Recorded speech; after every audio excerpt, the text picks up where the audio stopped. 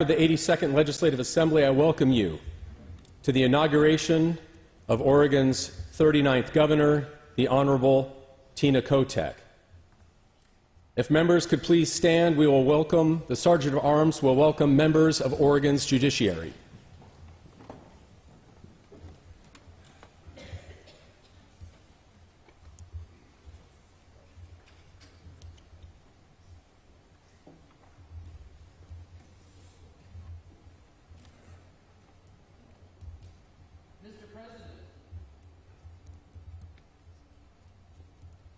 Mr. President, the tax court, the appeals court, and the Supreme Court of the state of Oregon.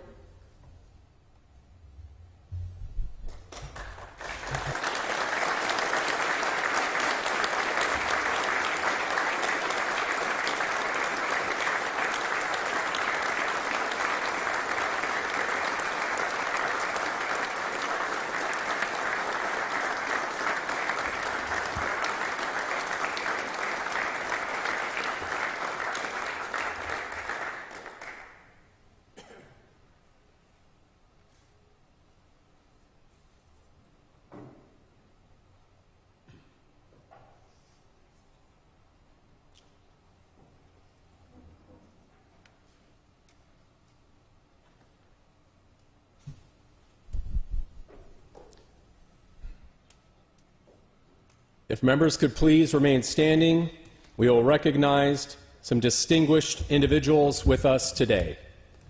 Governor Kate Brown, Governor Theodore R. Kulongoski, Governor Barbara Roberts, State Treasurer Tobias Reed,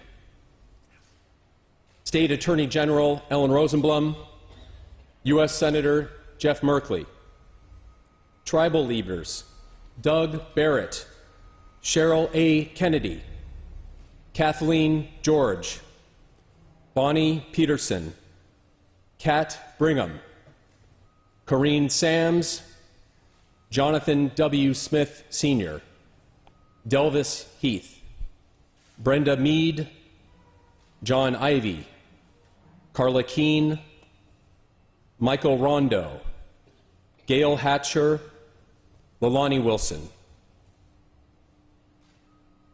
At this time, the Sergeant of Arms will escort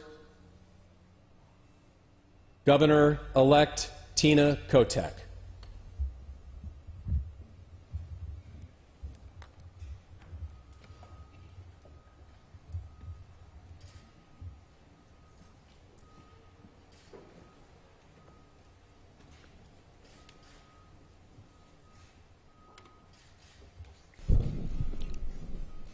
Mr. President, the Governor-elect of the state of Oregon, Tina Kotek.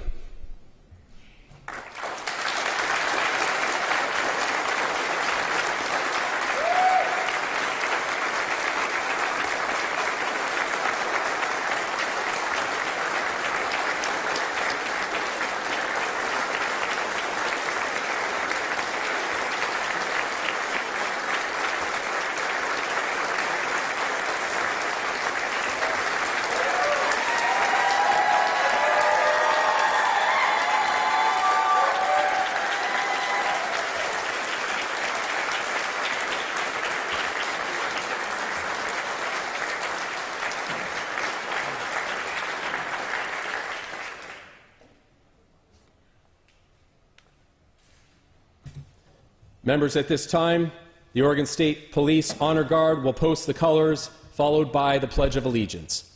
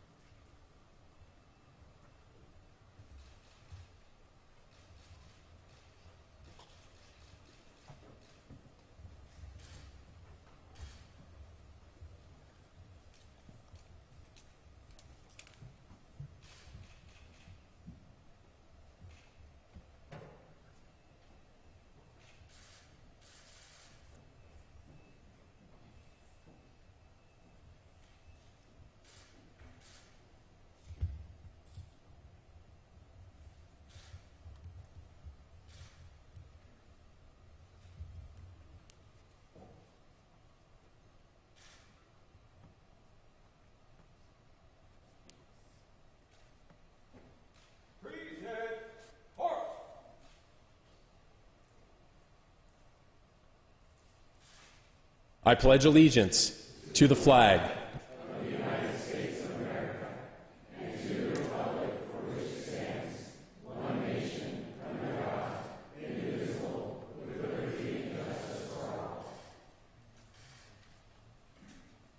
At this time, the national anthem will be performed by Alonzo Chadwick, Sr. of Portland. Oh, say, can you see by the dawn's early light what so proudly we've hailed at the twilight's last streaming, whose broad stripes and bright stars through the perilous fight for the ramparts we watched were so gallantly streaming, and the rocket's red glare, the bombs bursting in air, gave truth to the night that our flag was still there. Oh, say, does that star-spangled banner yet wave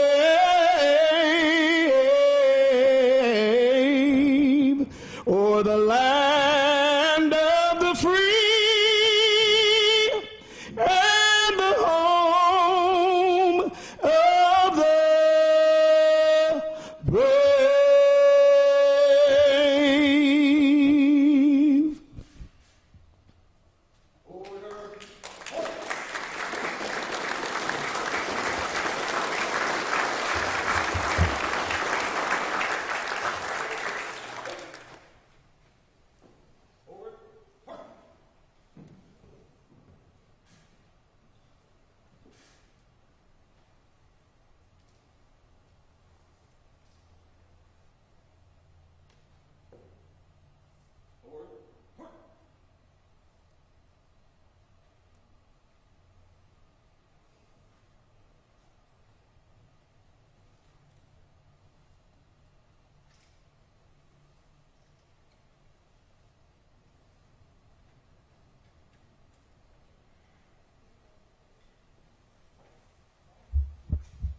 Please remain standing. The invocation will be presented by Senior Rabbi Michael Z. Kahana, Congregation Beth Israel of Portland.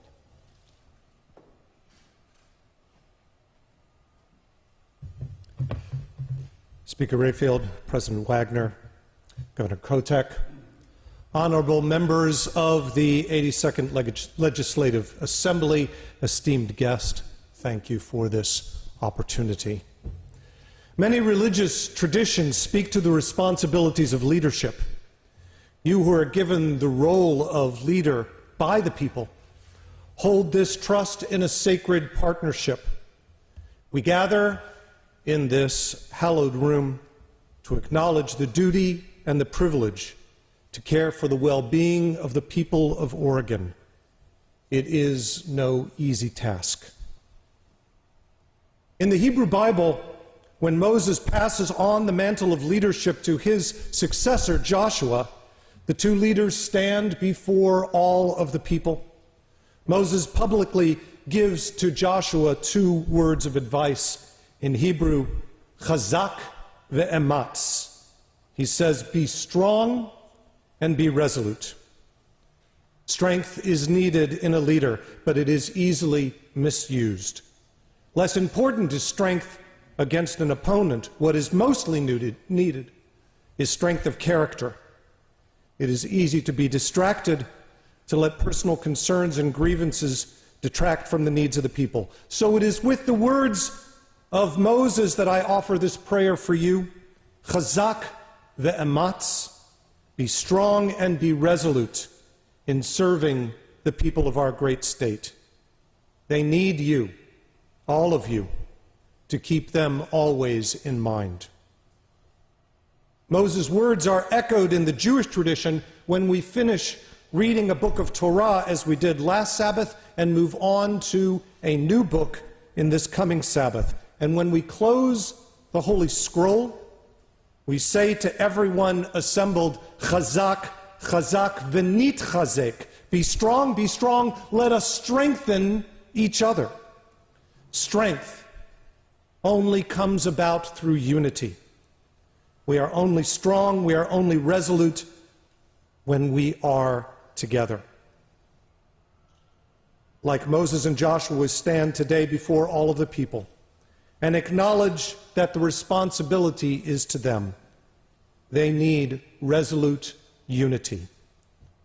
And so in this sacred assembly, I offer this prayer. O God, God whom we know by many names and in many forms, we call upon ancient wisdom in this hour as we experience the peaceful transition of power. We pray for all those given the sacred trust of the people.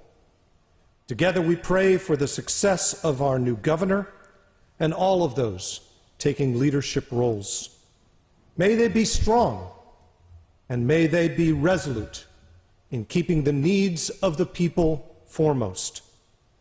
We pray that those given this responsibility can strengthen one another, that we can work together in unity of purpose to help those in need. There is much suffering in our world and in our state, and the path forward is not always clear. The task can at times seem to be too great, but with divine inspiration we can be strong, and we can be resolute, and we can find unity. May your presence, O God, give guidance and purpose in the great task ahead, and may all the people say, Amen.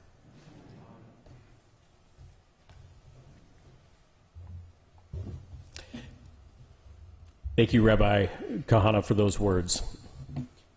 Please be seated. The Honorable Rob Wagner, President of the Senate, will address the Joint Assembly.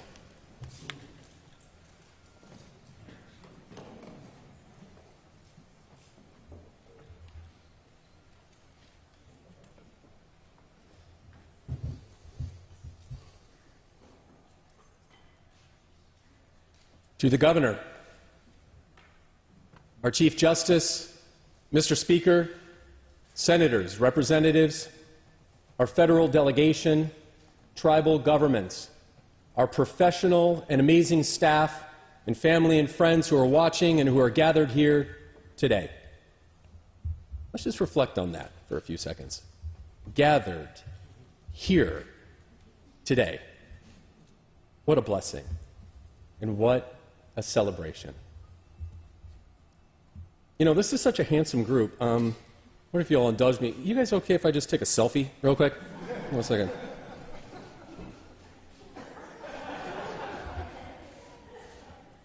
Okay, smile. Awesome. Don't worry, I'll text that to all of you.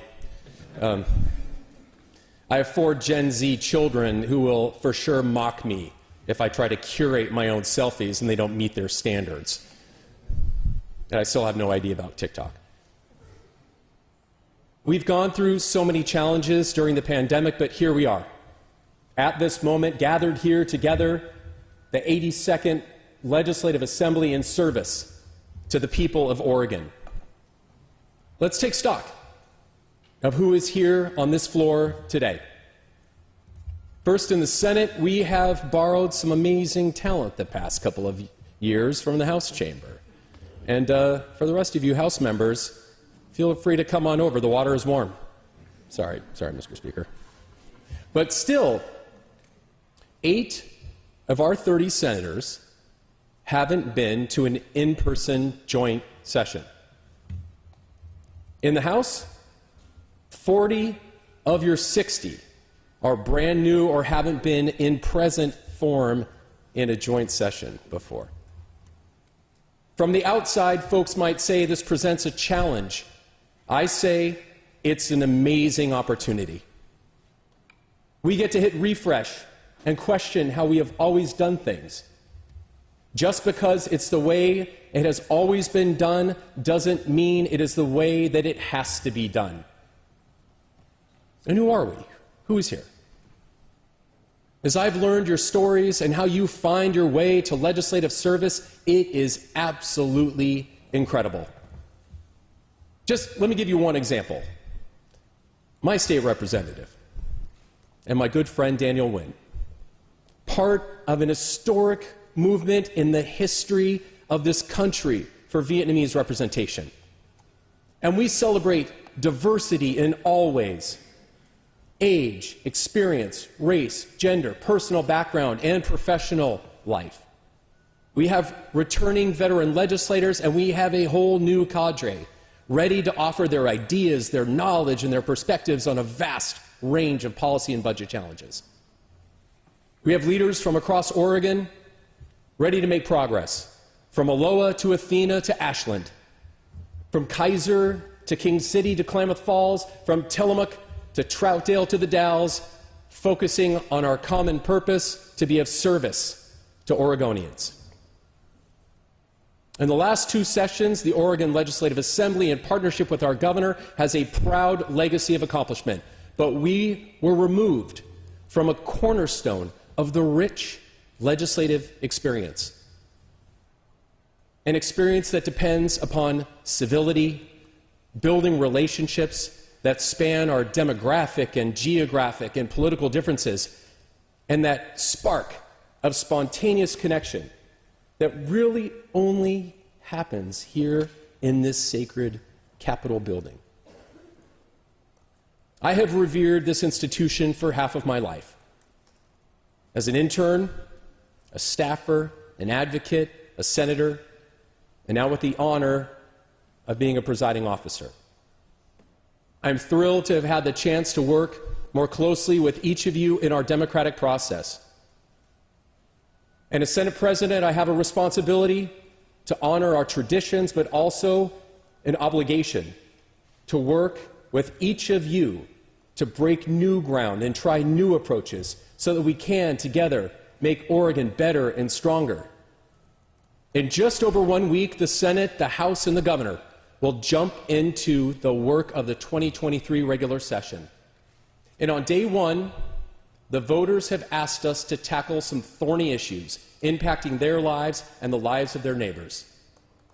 Today, we will hear from Governor Kotek and Speaker Rayfield that affordable housing and homelessness is a top issue, and the Senate will answer the call to continue our progress to solve Oregon's housing and homelessness crisis in partnership with our local communities. We will continue to build a behavioral health system that works for Oregon and provides real treatment options to our fellow Oregonians who are falling through too many cracks. And that includes helping Oregonians find and build careers in behavioral treatment services. The climate crisis is here. Year after year of droughts and wildfires, we need to keep stepping up our ability to find solutions, building on recent investments in water infrastructure and drought relief and wildfire prevention. We will not turn our backs on our rural communities. And whether your family can trace your lineage to time immemorial, or to a wagon train, or you came here with your parents or as an adult, Oregon is an amazing place that attracts people from all over the country and all over the world. It is our collective job to make sure Oregon remains vibrant as we build opportunities for success for the next generation, and not just importing talent, although we are welcome. Doing our part in building and supporting careers right here. It's building success for our students of all ages to access career training and post-secondary education to achieve launch velocity out of poverty. And we will be aggressive in pursuing federal funds to support our own investments in transportation and green energy and solidify our strong commitment to Oregon's innovative manufacturing and semiconductor industry.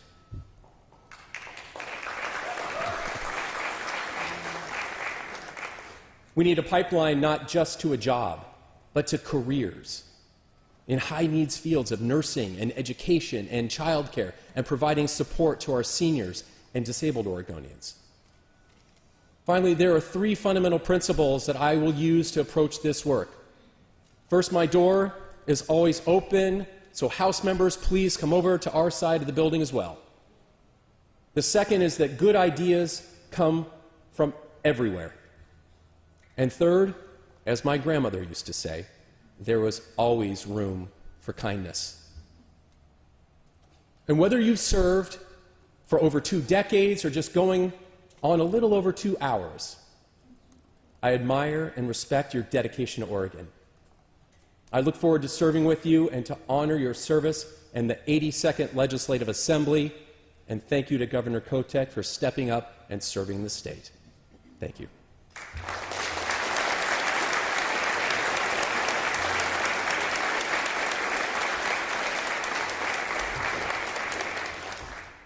It is my honor at this time to introduce the Honorable Dan Rayfield, Speaker of the Oregon House of Representatives, who will address the Joint Assembly.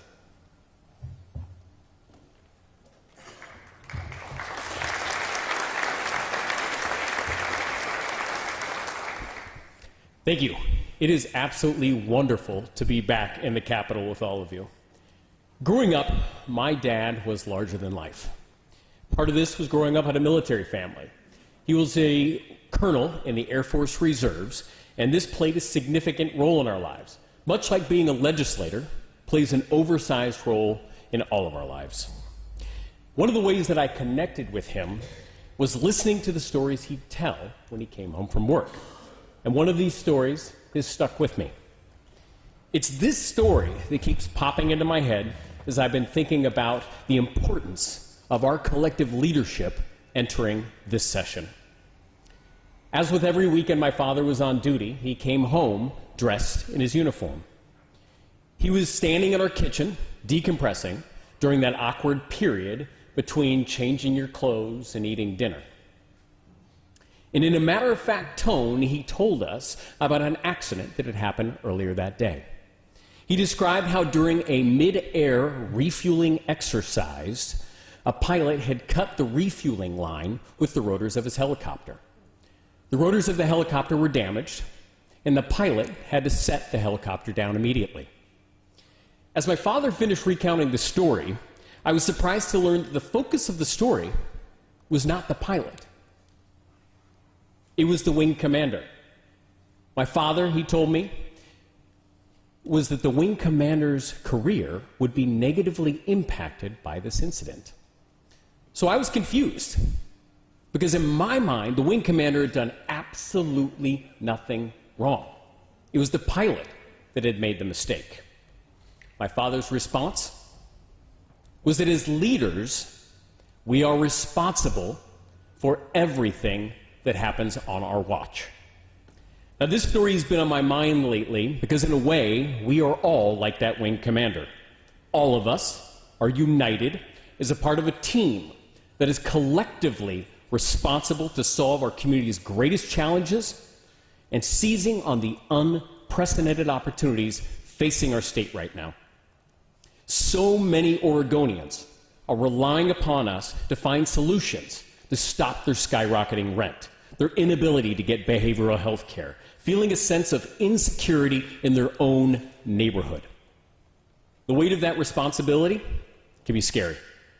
And I find it intimidating to acknowledge my own responsibility in this role. It would be much easier for me, for all of us, to retreat and minimize our responsibility as being a part of a bigger system. And on any given day, we don't always know how we're going to deliver the results Oregonians so urgently need.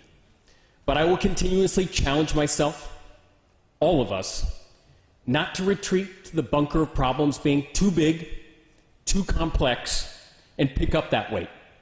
As individuals, we will not be able to lift it. But together, on this our watch, we can. One of the challenges we must face up to is the strength of democracy itself.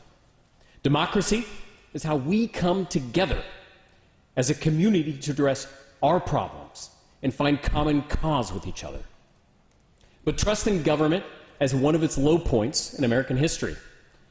And we have to address this at a time when politicians, myself included, are about as popular as a root canal. We alone cannot fix the polarization and the trust issues in America, but we can accept responsibility for our actions in these walls and make Oregon an example of how things can be done. And part of that responsibility is owning my own mistakes. I've said things in this building that I shouldn't have, things that have contributed to our overly polarized culture. And rightfully, I've had to reflect on the impact of those words. So I ask all of us to consider, what is our responsibility as leaders of this entire state to build community, instead of succumbing to the pressures of a political system that incentivizes demonizing each other? We can be a part of the problem, or we can be a part of the solution. Because the truth is, regardless of affiliation, Democrat, Republican, Independent, Libertarian, Oregonians want us to help build more housing. They want to be safe in their communities. They want a better education system, and they want better support to people struggling with mental health and addiction crises. It's why I'm calling on us to deliver on a package of housing investments during the first 60 days of this session. Oregonians have called out for fast, decisive action to fix this crisis, and we have to deliver.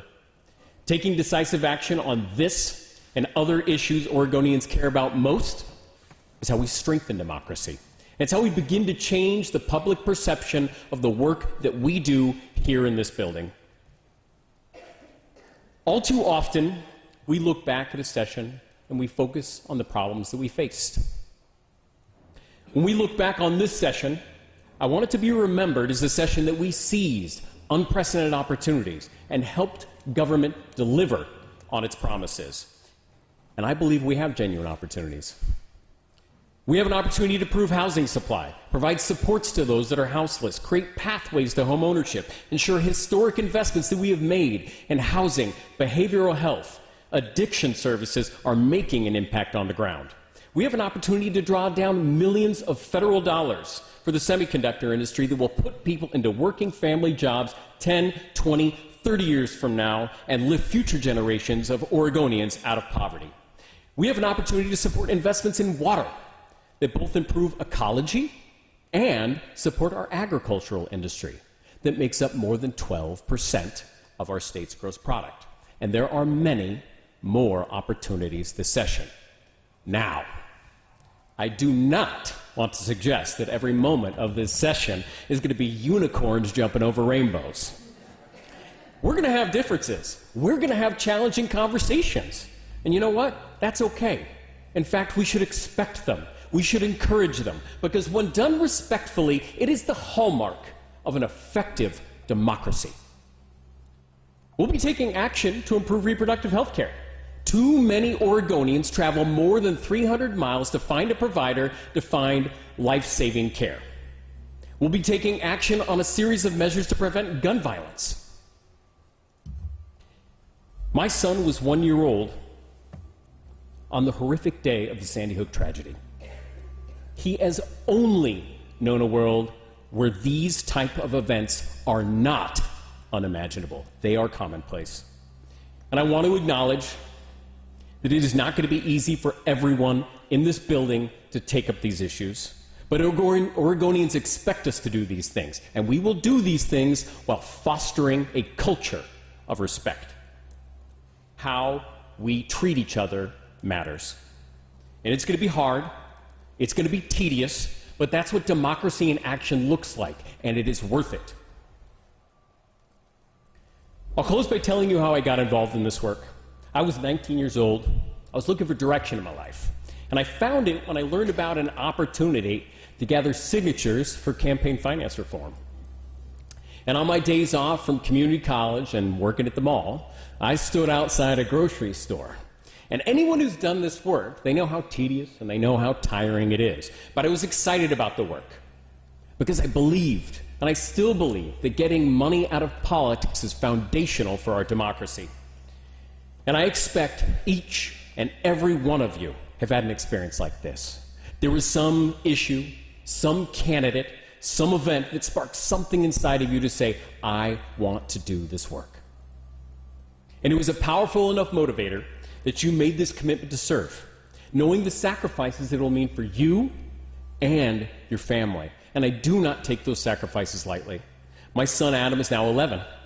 And while I will never complain about my opportunity to sit here and do this work on behalf of Oregonians, I know that he and my wife Amanda would like to see me a bit more. It's why I'm so focused on how we treat each other and that we assume good intent in each other's actions. I will do everything in my power to earn and maintain your trust in me as a leader.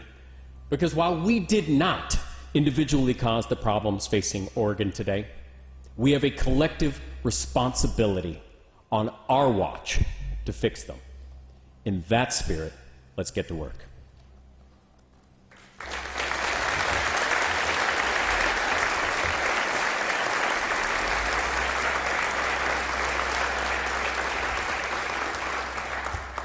It is now my honor and duty to canvass the vote for governor.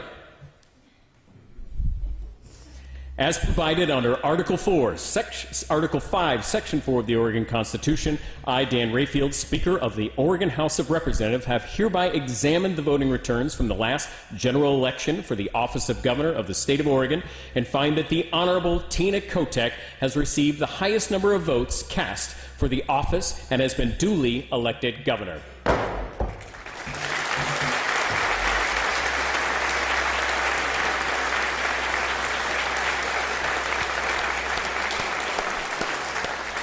I invite the Honorable Tina Kotek to take her oath of office before the Joint Assembly. The Honorable Megan A. Flynn, Chief Justice of the Oregon Supreme Court, will now administer the oath of office to the Honorable Tina Kotek, Governor of the State of Oregon.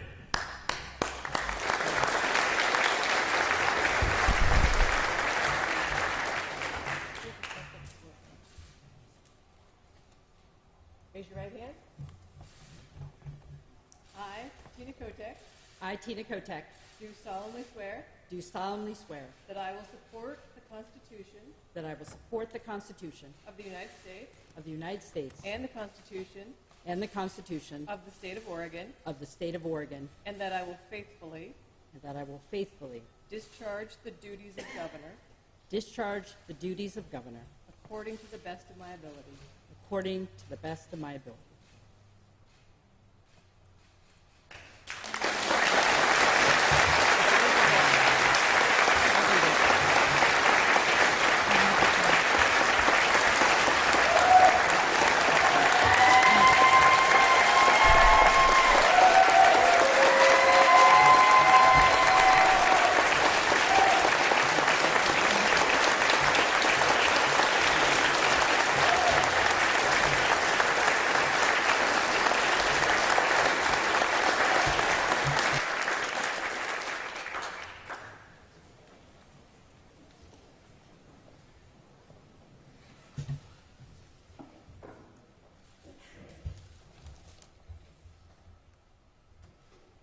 Good afternoon. It's wonderful to see you all. Today is a day to recognize everyone who voted in last November's election. For the first time ever, Oregon had the highest voter turnout rate in the nation.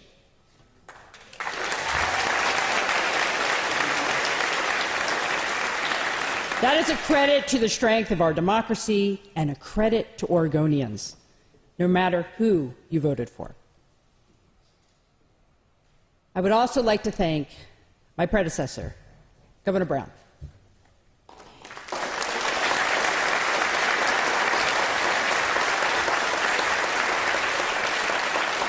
In addition to leading our state through very difficult times, you led with a deep love for our state and compassion for everyday Oregonians. Thank you for your public service, Governor Brown.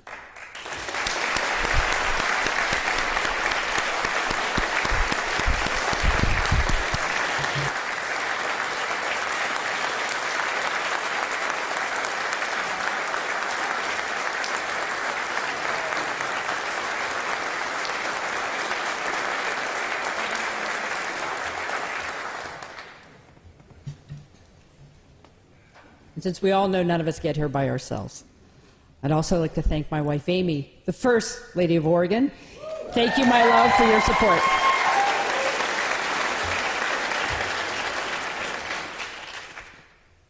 I am honored and so deeply humbled by this opportunity to serve Oregon.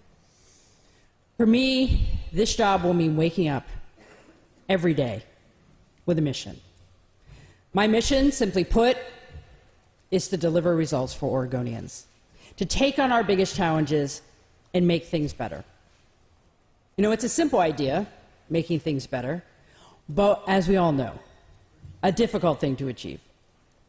So today, in my first remarks as Oregon's governor, I want to talk about this possibility, the possibility to be a force for positive change. My sense of what this possibility means has evolved over the course of my life, and I imagine many of you can relate to that.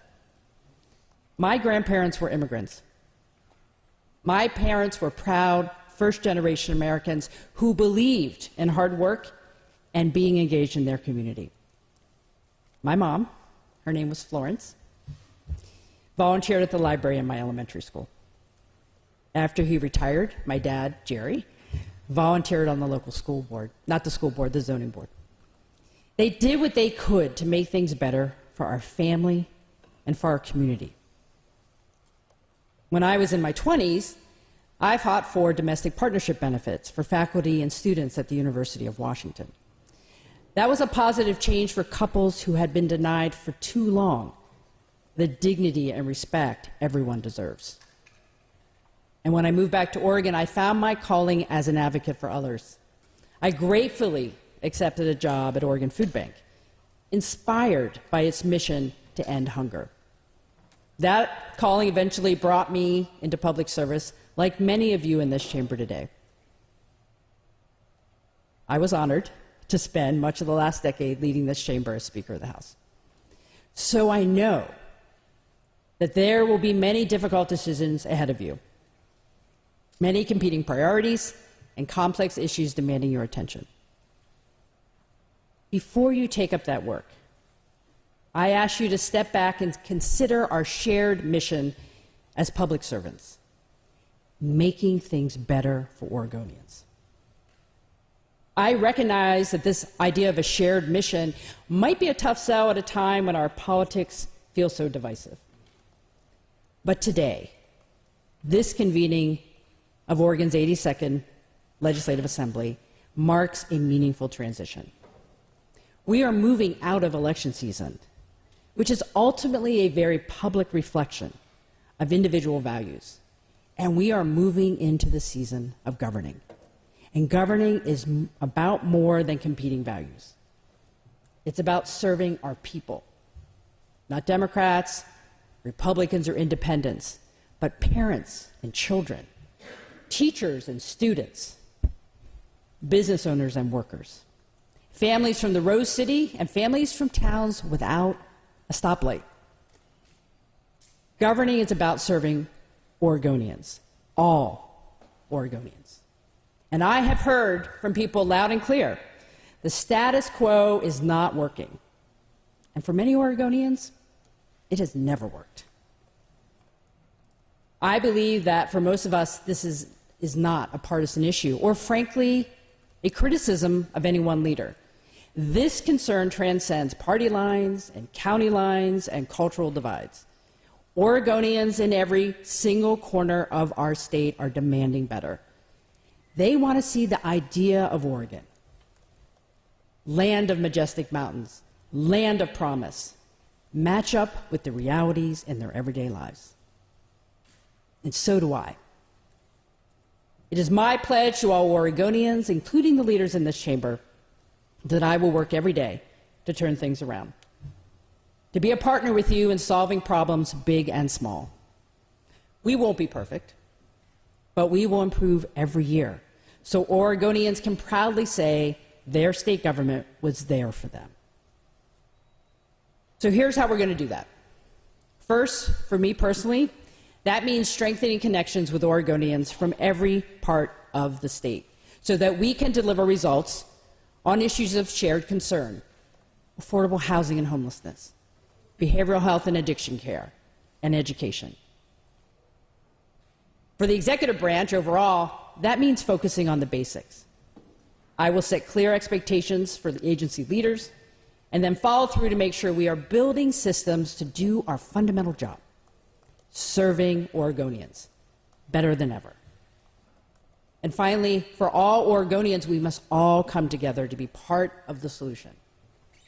I invite everyone listening today to help build the Oregon you want to live in. So let me expand on these commitments. First, my personal promise to strengthen connections across the state. We can only deliver results on our complex problems by listening, digging into the details, and forming solutions together, and by advocating for better results at every level of government. That's why I pledged to visit every county in Oregon within my first year of office. Governor Vic Atiyeh made a similar commitment in 1979. Here's what he said in his inaugural address.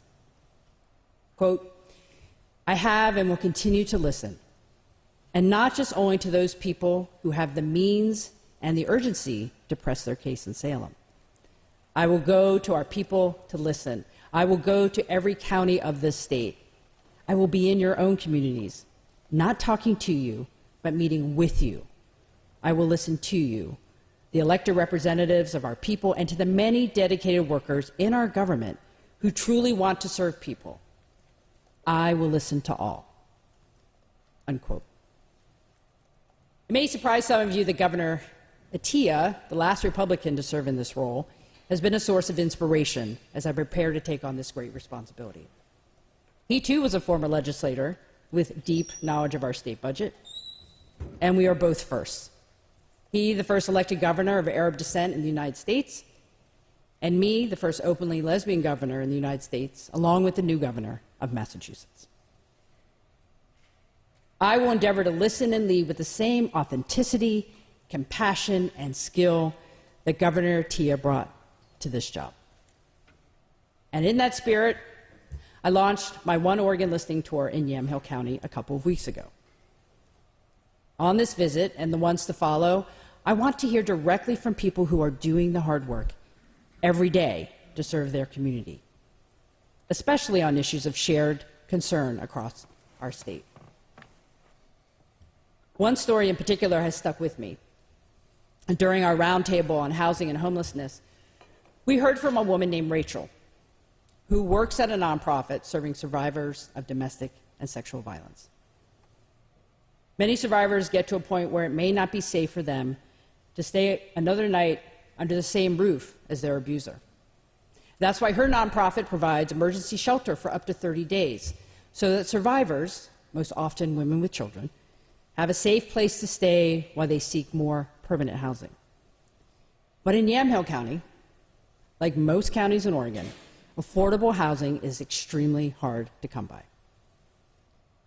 With emotion in her voice, Rachel told us that some survivors end up declining services altogether because they know that 30 days won't be enough to find an affordable, more permanent place to live. And if they can't find an affordable place to move into, they could face another impossible choice: either becoming homeless or going back to their abuser. Going back, Rachel said, can be even more dangerous than never leaving at all. We must do better. For the survivors Rachel is serving, for our unsheltered neighbors, for our all working families, for the future of our economy and our state, we must take on our housing crisis at the scale needed to solve it. So on my first full day in office tomorrow, I'm moving forward on two promises on this front. First, I'm signing an executive order that will address the underlying challenge facing our state. We need more housing. My executive order will establish an ambitious statewide housing production target of more than 36,000 new homes per year.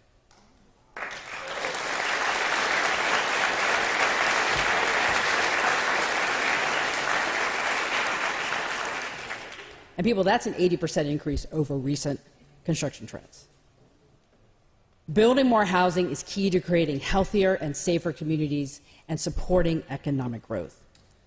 I look forward to bringing comprehensive recommendations to this body as soon as possible. Second, I am declaring a homelessness state of emergency.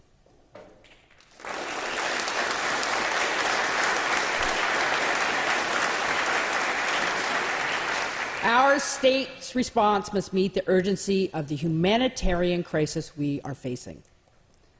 A lot of good work is already underway in communities across our state, and thank you for that. Still, we need everyone to keep bringing forward solutions.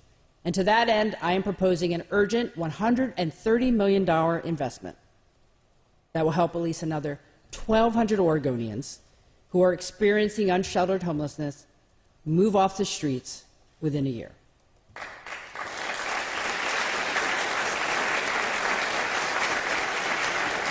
And I am urging you as leaders to start the legislative session by taking up this investment package as soon as possible. And believe me, this is only the first step. I look forward to building on this emergency investment with a comprehensive housing and homelessness package by the end of this session. Together, we can act with the urgency people across our state are demanding. Bold ideas, concrete solutions, disciplined follow-through. That's how we can deliver results. The second big thing I'm committed to so we can turn things around is increased accountability in state government. This week, I am delivering a new set of expectations to the leaders of every state agency. We need to focus on the basics. And as we do that, I want to acknowledge the incredible strain that the pandemic has put on our state government. Our systems have been stress tested under extreme pressure and showed us where we can and must do better. I'm directing agency leadership with my support to prioritize customer service.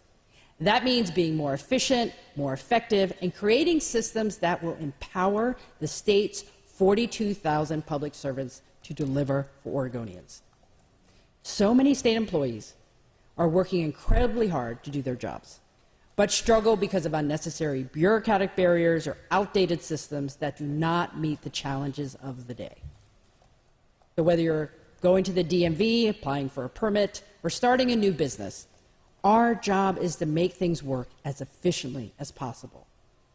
And when your community or your family is facing a crisis, our job is to provide the tools that you need, not barriers that make things harder.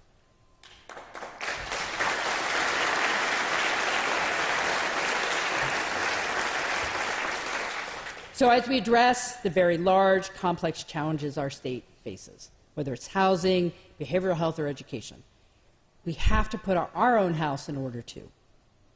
My administration will work hard every day to ensure that you have improved access to services when you need them. And finally, the last commitment, and the big ask of all of you. Today I ask all my fellow Oregonians to believe in our state and its future. We need you. The transformation, true transformation, will require each and every one of us to be engaged. And I hope you will hear my call for each of us to act as a force for positive change. We need you to be a part of the solutions that will make a difference in your life and in your community. As you know, this upcoming weekend is a weekend of service to commemorate the life and legacy of Dr. Martin Luther King Jr. This Saturday, my team and I are joining a community cleanup. We're excited to be out there, not just to pick up trash, but to be in community with each other, to stand shoulder to shoulder with neighbors doing the work and solving problems on the ground. So whether it's joining a neighborhood cleanup, volunteering at your daughter's elementary school, serving on a local planning board, taking a shift at your local food pantry, or staying up late for a few more constituent emails. That's making things better. And it will take all of us doing what we can to build the Oregon we want to live in. So I'd like to leave you with an idea of what this vision can add up to, with all of us working together to make things better. Imagine an Oregon where no one has to live in a tent on a sidewalk, where Oregonians seeking help for a mental health concern or a substance use issue can find and afford the support they need. Imagine an Oregon where every child has a safe place to receive a high-quality public education, and every working family has access to affordable childcare. And imagine an Oregon where everyone has financial stability and pathways to greater opportunity, where all Oregonians feel safe in their homes and communities. That's an Oregon worth fighting for. And today is a new beginning. I'm eager to get to work, and I hope you will join me. Thank you.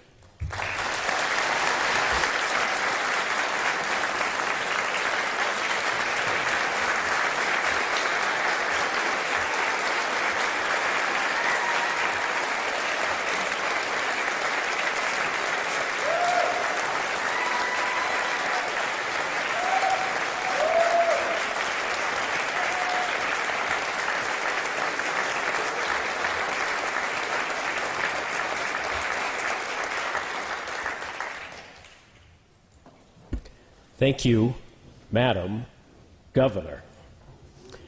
Alonzo Chadwick, Sr. of Portland, will now perform the song "A Change Is Gonna Come" by Sam Cooke.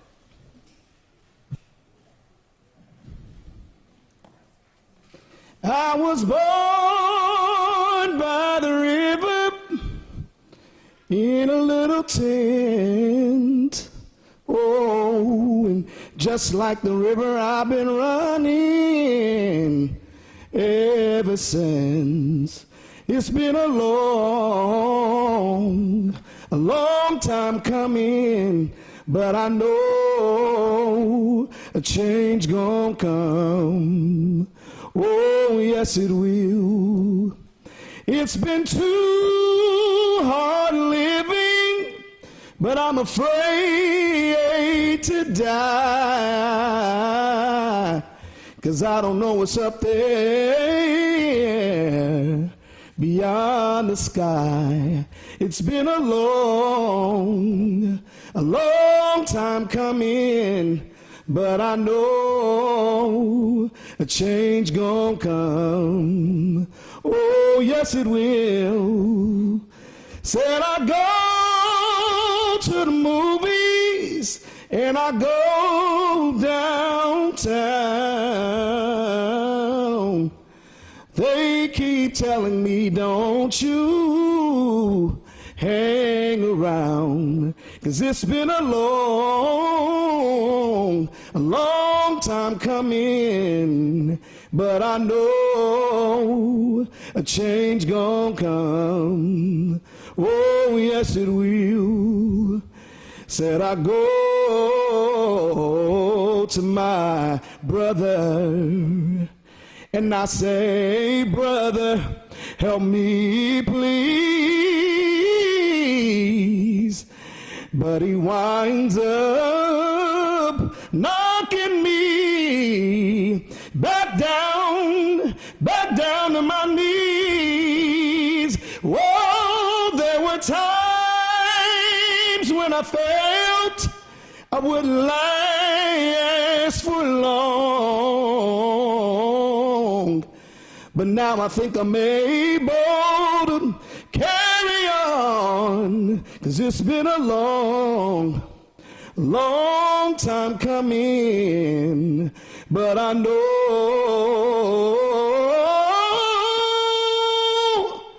a change gonna come. Thank you.